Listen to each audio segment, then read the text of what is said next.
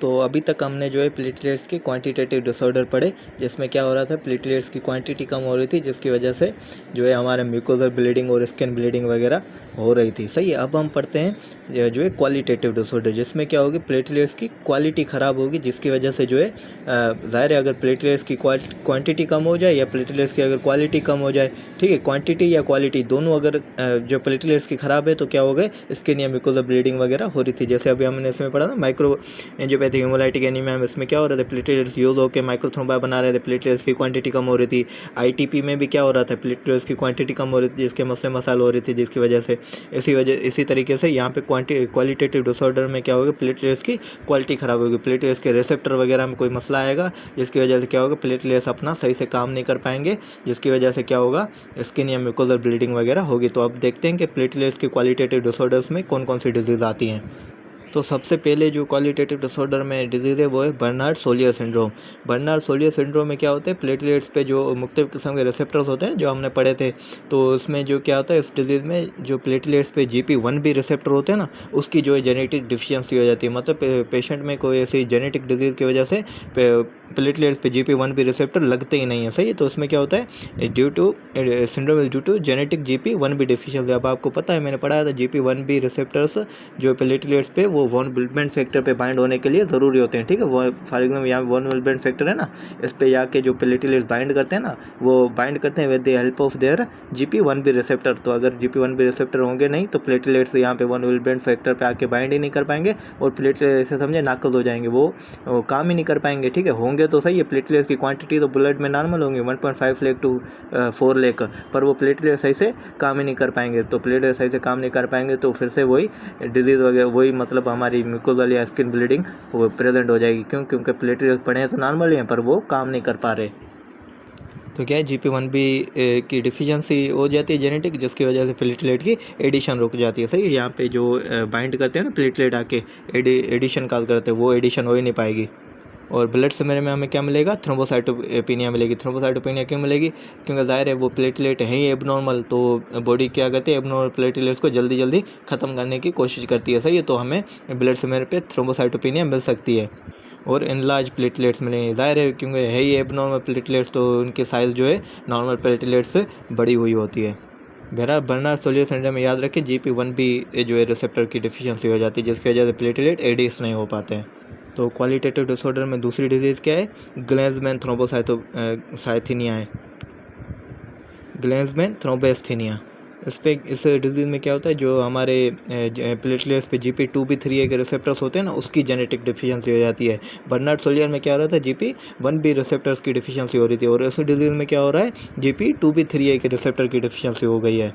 और ये GP2B3A receptor है ना, ये ज़रूरी होता है फाइब्रोनेजिन बाइंड करने के लिए। ठीक है, इस रिसेप्टर पे क्या आता है, फिर फाइब्रोनेजिन आके बाइंड करता है, जो कि आखिर में जो है प्लेटलेट्स की एग्रीगेशन काज कराता है। तो अगर GP2B3A नहीं होगा तो फाइब्रोनेजिन आके जो है प्लेटलेट्स पे बाइंड नहीं हो पाएगा, जिसकी वजह से प्लेटलेट की एग्रीगेशन रुक जाती है। सही है। इस पे GP1B डिफिशियंसी की वजह से क्या हो रही थी, प्लेटलेट की एडिशन रुक रही थी। ठीक है, यहाँ पे एडिशन प्लेटलेट की आके रुक रही थी, और GP2B3A की डिफिशियंसी की वजह से क्या होगी, प्लेटलेट की एग्रीगेशन रुक जाएगी। एग्रीगेशन क्यों रुकेगी? क्योंकि यहाँ पे फाइब्रोनेजिन आके एक्ट नहीं कर पाएगा, और फाइब्रोनेजिन ये तो होता है जो प्लेटलेट्स को एग्रीगेशन काज कराता है, तो प्लेटलेट की एग्रीगेशन रुक जाती है। उसमें ग्लेंज़मैन थ्रोम्बोसाइथीनिया में, तो इसमें क्या हुआ, प्लेटलेट एग्रीगेशन इज इम्पेयर्ड। तो ज़ाहिर है अगर प्लेटलेट एग्रीगेट भी नहीं हो पाएंगे तो ये भी एक प्लेटलेट्स का डिसऑर्डर हो जाएगा। प्लेटलेट एग्रीगेट नहीं हो पाएंगे, भले प्लेटलेट की क्वांटिटी नॉर्मल पड़ी हो, पर प्लेटलेट अपना काम ही नहीं कर पा रहे, तो क्वालिटेटिव डिसऑर्डर हो गया। तो पेशेंट में क्या मिलेगी, हमें म्यूकोजल या स्किन ब्लीडिंग वगैरह मिलेगी। हालांकि उसका प्लेटलेट का काउंट तो बिल्कुल नॉर्मल है, पर प्लेटलेट सही से काम ही नहीं कर पा रहे हैं, इसलिए हमें क्या मिलेगा, पेशेंट में म्यूकोजल या स्किन ब्लीडिंग वगैरह मिलेगी। इसी तरीके से एक ड्रग है एस्पिरिन, वो भी जो है प्लेटलेट्स की क्वालिटी ख़राब कर देती है। कैसे? एस्पिरिन आपको पता है साइक्लोऑक्सीजनेज एंजाइम को इनहिबिट करती है। सही है। और ये जो हमारा थ्रोम्बोक्साइन A2 है ना, ये बनता है फ्रॉम अरेक्डोनिक एसिड। ठीक है, अरेक्डोनिक एसिड पे हमारा साइक्लोऑक्सीजनेज एंजाइम आके एक्ट करता है, और जिससे क्या बनता है, हमारा थ्रोम्बोक्साइन A2। ठीक है। ये प्लेटलेट्स के अंदर क्या होता है, हमारा एरिक्टोनिक एसिड होता है। ठीक है, एरिक्टोनिक एसिड पे साइक्लोऑक्सीजनेज एंजाइम एक्ट करता है, जिसकी वजह से क्या बनता है, थ्रोम्बोक्सिन A2, और फिर प्लेटलेट थ्रोम्बोक्सिन A2 को रिलीज करता है और एग्रीगेशन वगैरह होती है, प्लेटलेट अपना काम कर रहा होता है। तो अगर फॉर एग्जाम्पल किसी पेशेंट ने एस्प्रिन लिया है तो एस्प्रिन क्या करता है, इस साइक्लोऑक्सीजनेज एंजाइम को रिवर्सिबली जो इनहिबिट कर देता है। अब ये जाहिर है अगर साइक्लोऑक्सीजनेज एंजाइम जो एक्ट ही नहीं करेगा तो क्या होगा, थ्रोम्बोक्सिन A2 बन ही नहीं पाएगा और प्लेटलेट्स अपना काम नहीं कर पाएंगे सही से, क्योंकि थ्रोम्बोक्सिन A2 चाहिए होता है नॉर्मल फंक्शन के लिए। ठीक है, तो यहाँ पे लिखा हुआ है एस्पिरिन इरिवर्सिबली इनएक्टिवेट साइक्लोऑक्सीजनेस। ठीक है, जिसकी वजह से क्या है, थ्रोम्बोक्सिन A2 बन नहीं पाता और प्लेटलेट की एग्रीगेशन वगैरह रुक जाती है। तो ये भी एक किस्म का प्लेटलेट का क्वालिटेटिव डिसऑर्डर हो जाता है। प्लेटलेट्स की क्वांटिटी तो बिल्कुल सही पड़ी होती है, पर प्लेटलेट की क्वालिटी ख़राब हो जाती है, क्योंकि वो थ्रोम्बोक्सिन A2 रिलीज़ नहीं कर पा रहे हैं। सही है, तो यहाँ पे एक चीज़ आपको ध्यान में रखना ये ज़रूरी है। ठीक है, एस्पिरिन तो हो गया, इसके अलावा जो दूसरे एनसेड्स हैं ना, फॉर एग्जाम्पल आइबुप्रोफेन वगैरह, वो क्या करता है, एस्पिरिन तो जाके इसको इरिवर्सिबली जो है साइक्लोऑक्सीजनेस को इनहिबिट कर देता है, पर जो है हमारे एनसेड्स हैं ना, जैसे आइबुप्रोफेन वगैरह, वो रिवर्सिबली साइक्लोऑक्सीजनेस को इनहिबिट करते हैं, और तो उनका जो है इफेक्ट क्या होता है, शॉर्टर इफेक्ट होता है, ज़्यादा देर नहीं रहता। तो मैंने क्या कहा, एनसेड्स है जैसे आइबुप्रोफेन वगैरह रिवर्सिबल जो है साइक्लोऑक्सीजनेस के इनहिबिशन कराते हैं, जिसकी वजह से इनका इफेक्ट क्या है, शॉर्टर रहता है। बाकी जो एस्पिरिन है वो क्या करता है, इरिवर्सिबली जो है इनहिबिट कर देता है, जिसकी वजह से इनका इफेक्ट क्या होता है, लॉन्गर होता है। तो इन डिजीज़ में क्या होता है, इन तीनों डिजीज़ में जो प्लेटलेट्स की क्वालिटी ख़राब हो जाती है, जिसकी वजह से प्लेटलेट्स ऐसे काम नहीं कर रहे होते। इसके अलावा भी एक और कंडीशन है जिसकी वजह से प्लेटलेट्स की क्वालिटी ख़राब हो जाती है, जिसकी वजह से वो काम नहीं कर रहे होते। वो कौन सी कंडीशन है, यूरेमिया। सही है, फॉर एग्जाम्पल बॉडी में जो है यूरिया की अगर कंसनट्रेशन बढ़ जाए ना, फॉर एग्जाम्पल अगर किसी पेशेंट में जो है किडनी फेलियर हो गई है, सही है, तो किडनी उसकी जो है यूरिया को सही से जो है एक्सक्रीट नहीं कर पा रही, तो अगर यूरिया की कंसनट्रेशन बॉडी में अगर बढ़ गई ना, तो वो भी क्या करेगी, प्लेटलेट के फंक्शन डिसरप्ट कर देगी। सही है, तो अगर यूरिया भी बढ़ा हुआ है हमारे ब्लड में, तो वो भी क्या करेगा, हमारे प्लेटलेट्स के फंक्शन को ख़राब कर देगा।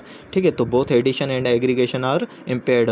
तो एग्रीगेशन और एडिशन दोनों इम्पेयर हो जाते हैं। कब, कौन सी कंडीशन में, अगर हमारे बॉडी में यूरिया की कंसनट्रेशन वगैरह बढ़ जाए। और यूरिया की कंसनट्रेशन याद रखें कब बढ़ती है, जब किडनी फेल हो जाए।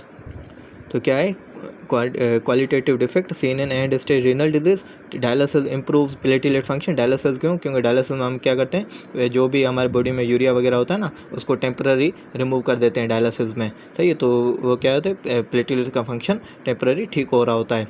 High blood urea nitrogen, high creatinine क्या हो, यूरेमिक प्लेटलेट डिसफंक्शन काज करा देते हैं। हाई ब्लड यूरिया नाइट्रोजन या हाई क्रिएटिनिन को हम यूरेमिया कहते हैं, और उसकी वजह से क्या होता है, प्लेटलेट की डिसफंक्शन हो जाती है, जिसकी वजह से प्लेटलेट सही से काम नहीं कर रहा था। तो ये 4 जो डिसऑर्डर्स हैं जिसमें क्या होता है, क्वालिटेटिव प्लेटलेट डिसऑर्डर्स हो जाते हैं। मतलब ये 4 कंडीशंस हैं जिनमें क्वालिटेटिव प्लेटलेट डिसऑर्डर हो जाते हैं। उसमें क्या होता है, प्लेटलेट्स की क्वांटिटी बिल्कुल नॉर्मल होती है, 1.5 से जो है 4 लाख, पर जो है उसकी क्वालिटी ख़राब हो जाती है, जिसकी वजह से प्लेटलेट सही से काम नहीं कर रहे होते।